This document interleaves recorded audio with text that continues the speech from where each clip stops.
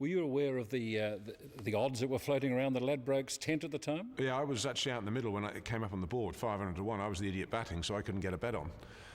We all know about the Aussie boys having a bet, but the one that didn't come to light for many years was the fact that Bob Taylor, our wicketkeeper in that game, had a wee punt. And the tight bugger kept it quiet and never said a word to us. So when we did find out, we nailed him. But yeah, I mean, 500 to 1, that'll never ever happen again. And I always remember one guy, and I always remember this, an OAP, who used to sit up the old, as we used to call it, the old coconut shy at the top end at Kirsten Lane end, and he would sit in there and he'd come along to the game. And it's amazing how many people have told me they were there that last day, because I reckon the crowd was about 5,000, if that, and I must have met 25,000 people who were there.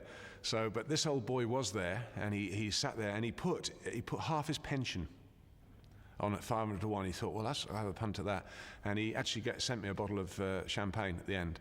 And I'll always remember that old boy, and it was his biggest payday, and I think he went on holiday. I think he actually went, I think if I'm right in saying, he actually went and watched the Winter's cricket on his winnings, which is great, and that's what it's all about. But 500 to 1, I don't think we'll see those odds ever again.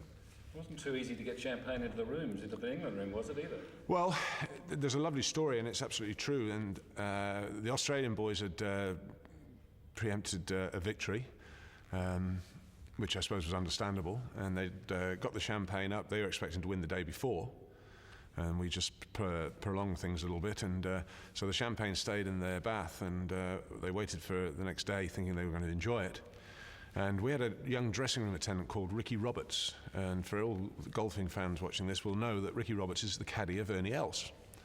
And Ricky was our dressing room attendant, and I got to know Ricky pretty well over those 5 days and spent quite a bit of time with him. I found him a fascinating lad, and he was dead keen to know about everything, and sat there. And at the end of the game, there was no champagne to be had on the ground, except the champagne that was in the Aussie dressing room. So I said to Ricky, I said, listen, come here, Ricks. I said, just nip into that dressing room there, knock on the door, and say, look, you boys don't need the champagne. The England lads will buy it off you at a good price. So in his naivety, off he went. He knocks on the door, and the last image I have of Ricky Roberts is coming flying through our door horizontal, and I think it was Ray Bright and Rod Marsh were stood there as he came flying back through our door, and we had to take him out the wall. He was embedded.